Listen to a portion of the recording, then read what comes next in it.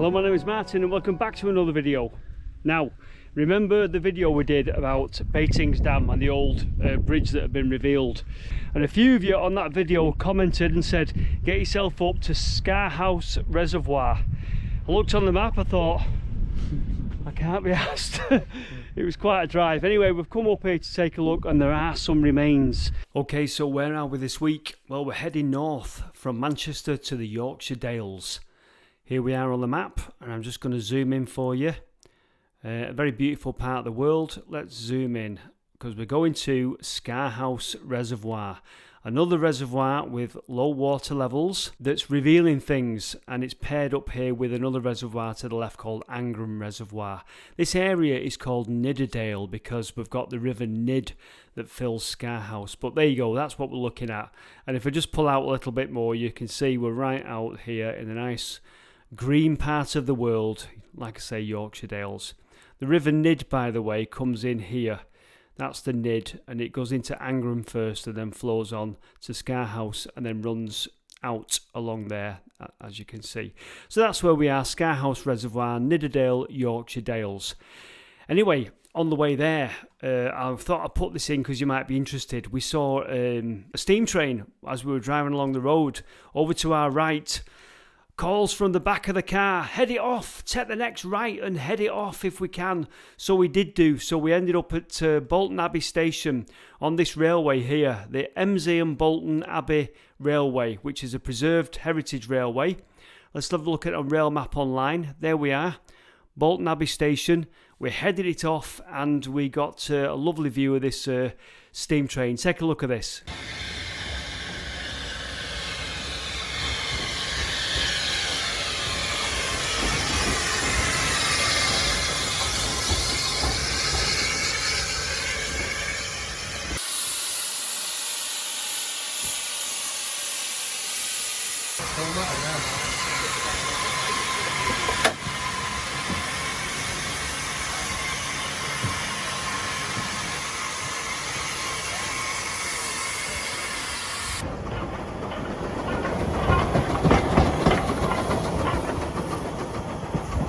There you go, I thought you might like that. A little bit of steam to punctuate the video. But what of our reservoir and what the low waters have revealed? Let's take a look.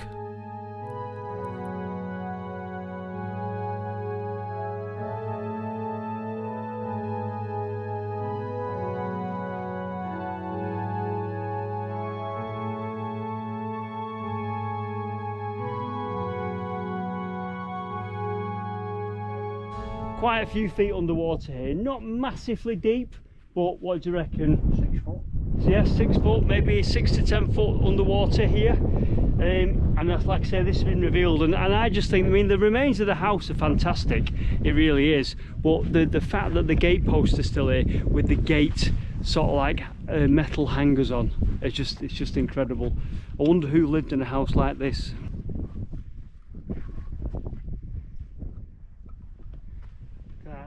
There you go, nice bit of dressed stone there, and I'm going to guess that this was a farmhouse, and that you can see classically how the stone goes that dark colour because it spends most of its time underwater. When we carry out our investigation in a moment, we're going to look at the old maps and try and work out what it was. There's also a road that just goes past this place that I'm going to show you in a moment. There's the overview from the drone, so you can see exactly what we're looking at. Make out a few the gate posts there and the little perimeter walls around it. So there you go. Let's take a look at this road that goes past the old farmhouse.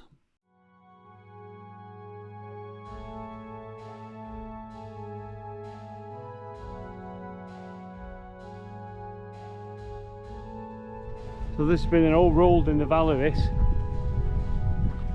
What gets me the most is, look at this. Could it be more ghostly?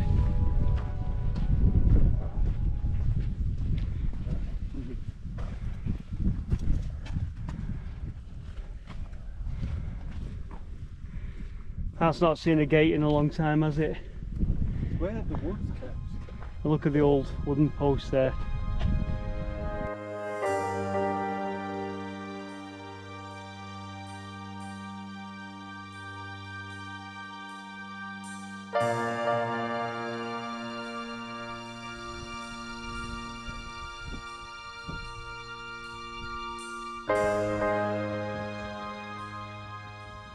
Thing is, there's no signs of where the road came out on the other side, so can't see nothing, can you?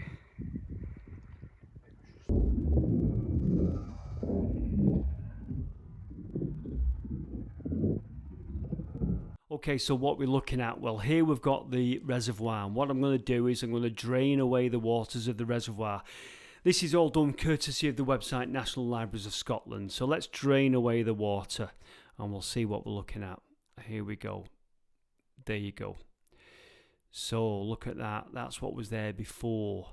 So it looks like there was a previous reservoir there before, and as we know, or as I'm going to mention, it was built by Bradford Corporation because this whole scheme was built to provide the city of Bradford with water. Let's just take a look at this. So we've got the River Nidd here. River Nidd comes along here, flows into this valley and floods it.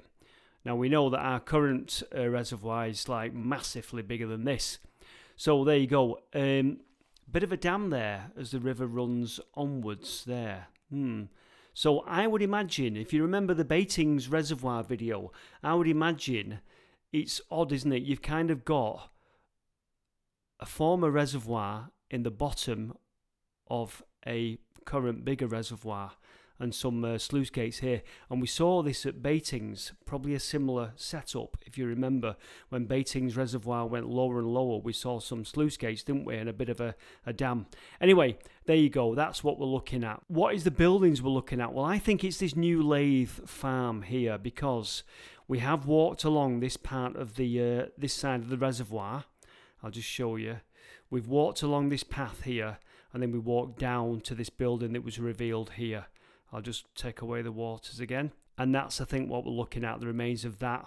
You'll see the road here that we saw, and you'll see how the road goes off and into the remainder of the reservoir as it did, as you saw. If the waters were to get much lower, we'd be able to see the remains of all this as well, but I don't think it's going to go that much lower now, because we're sort of heading now into the end of October, November, and we filmed this at the end of September. So there you go. There's a little bit of history for you, how it used to look.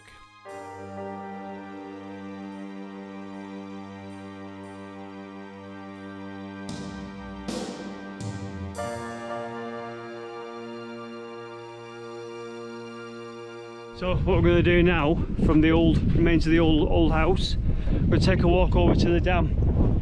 There. See it? So again, like last time, water levels right down the back of the dam.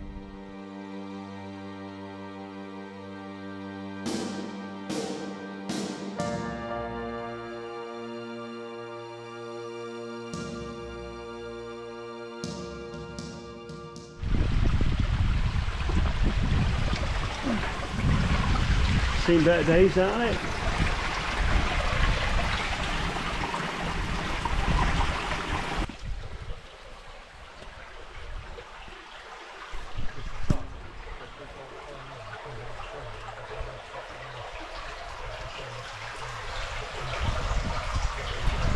What are you looking at? That, when they constructed the reservoir. Oh yeah. So we've got there some old iron there, ironwork, steelwork on the reservoir, from the construction.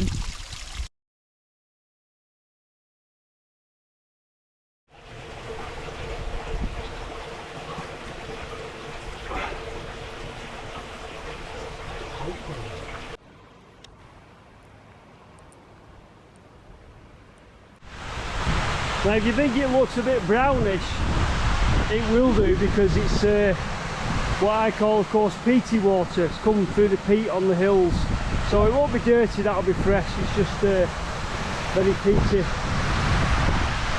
And I've got a bit of a slide of death here.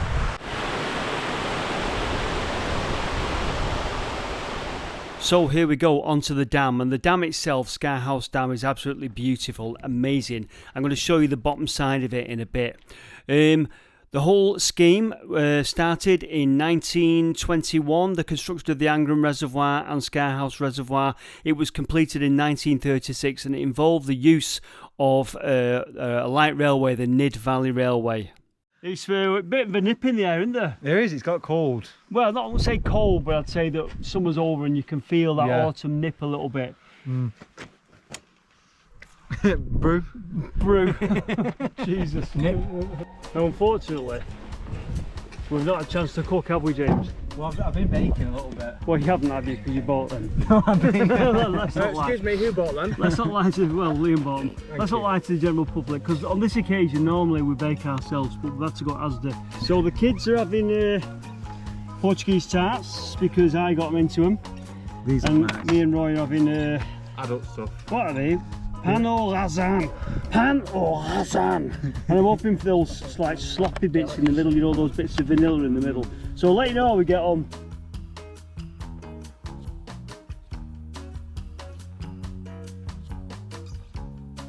Come on. I bet you can't do it.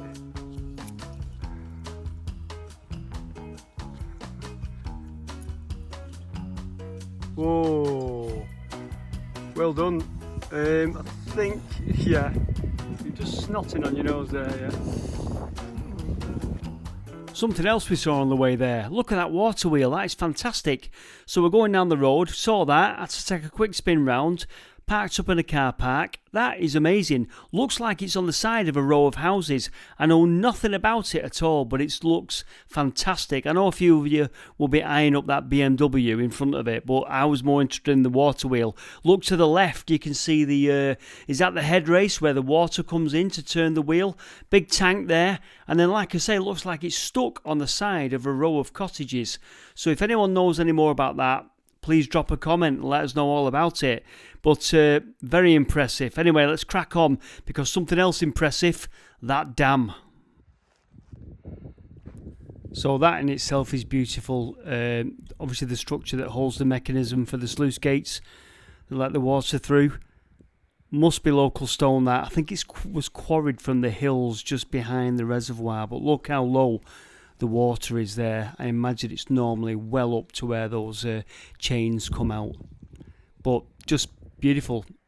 Absolutely beautiful.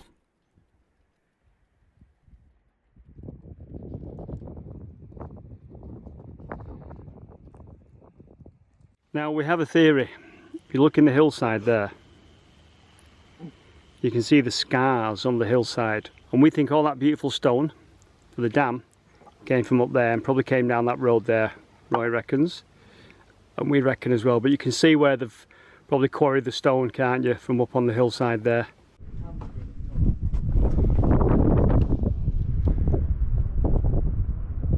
Is that a good view? Yeah, just a bit. I think I'm going to be scared here.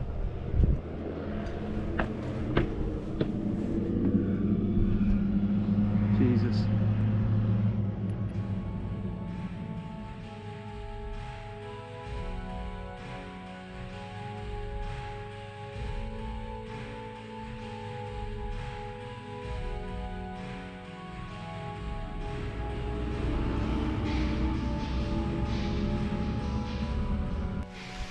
That's amazing, isn't it?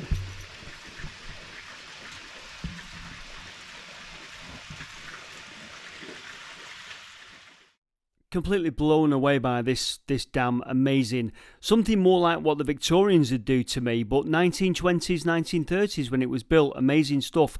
It's more like a castle, isn't it? That wall there, normally the water overflows from that wall, and I'm going to show you now a photograph.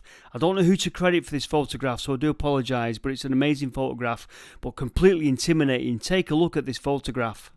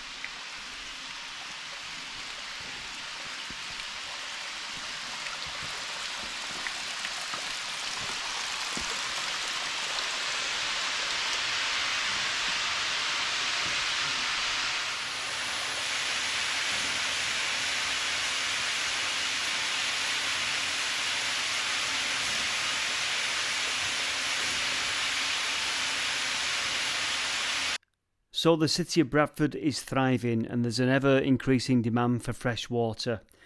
Bradford Corporation decided to undertake this massive project and build the reservoirs and this dam. The dam, like I said, I keep saying it, but it's absolutely amazing, isn't it? Anyway, few figures for you. 460,000 cubic yards of excavation were removed to put the footings in for the dam, taking about 3.5 years to achieve. They constructed the Nidd Valley Railway, the light railway, to transport the stone and materials and men. Steam excavators were used to dig out the trench for the footings, but when the digging became too hard for the machines, they resorted to hand drilling and explosives. The shifts that the men worked were from 7:30 a.m. until dusk. All available daylight hours were worked in. The pay was 1 shilling half a penny an hour, and only one man remarkably died during the construction of this project. There you go, this is from an information board at the site. The water travels from the reservoir to Bradford along the 31.5 mile long Nidd aqueduct using gravity alone, referred to as Gady's folly by the people that opposed it. This is one of the pump houses that's situated in front of the reservoir, and again, amazing to look at. You know, they certainly left us a legacy when they built this place, didn't they? Sort of taught us the way things should be done. Pleasing to the eye, amazing to look at, something that you would remember, an aesthetic to it. That's all I can say. Brilliant. There you go. Hope you enjoyed the video about Scarhouse Reservoir. Thank you for tipping me off about it, because it was quite, as well as the ruins and the remains, the dam itself is amazing. So thanks very much for watching. Take care, and I'll see you in the next video. Bye for now. See ya. Bye. See you guys.